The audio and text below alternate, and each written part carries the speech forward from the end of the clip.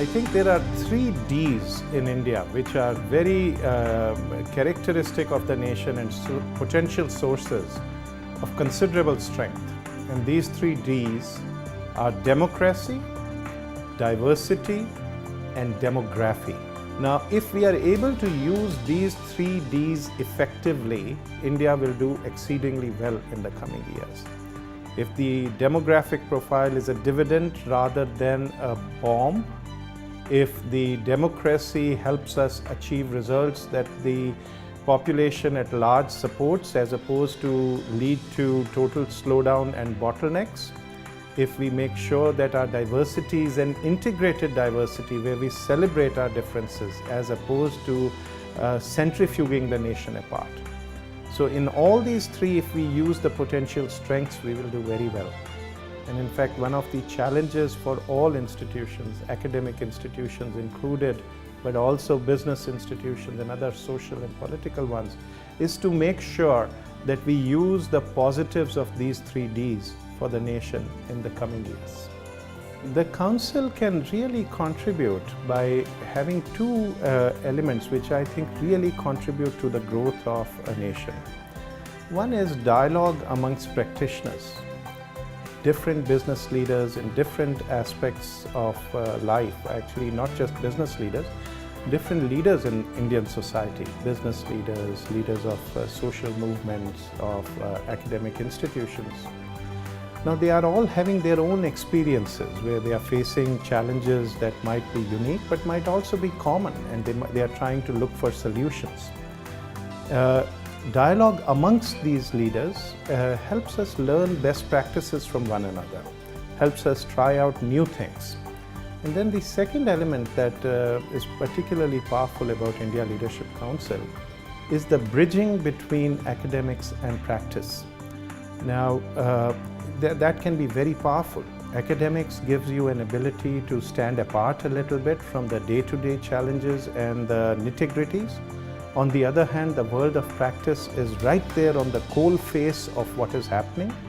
And so if academics and practitioners are able to have good interchange, academics may inform the practitioners with a broader perspective maybe, and the practitioners may be able to address the academics and point to some of the emergent challenges and emergent circumstances in society. Innovation, ability, and capacity building. And to encourage innovation, what the nation ought to do is create an ecosystem which is conducive to innovation. You will notice wherever there is a lot of innovation, it tends to happen in clusters. Silicon Valley, for example, in Israel, for example. And the reason it happens in clusters is a number of conditions come true together. There is a fluid labor market, there is availability of risk-taking venture capital, there is mentorship networks, there is a sense that you can take risks and not pay very heavy penalty for that. And so create an innovation ecosystem in India, at least in some clusters, some locations. It's already happening, only it tends to be very industry specific in the nation. So that's one, creating innovation ecosystem. What we should not be doing is actually privileging specific industries or specific geographies. Because policymakers are not very good at specifically identifying which industry will flourish or which sector will flourish. Just create equal opportunity for people in different areas, different dimensions to flourish, and provide them with a base infrastructure that they are able to give meaning to their dreams. Of course, this leads to the second question, which is capacity building.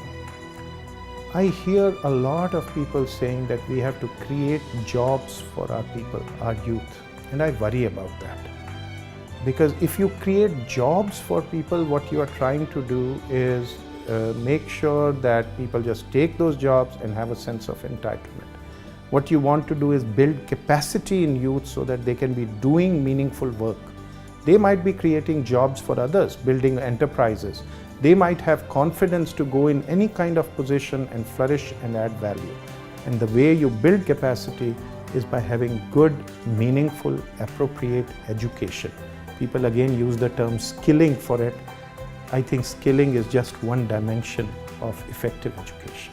I think it's a very good initiative. It gives us an opportunity for some people who are in leadership positions in different sectors of society to share thoughts, having ideas.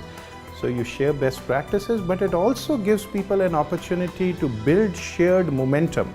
Sometimes initiatives that are very good don't work out because they don't get critical mass. And having a council like this, if sufficient people are seized of some ideas or some things to do, this gives a platform and opportunity to push that more meaningfully.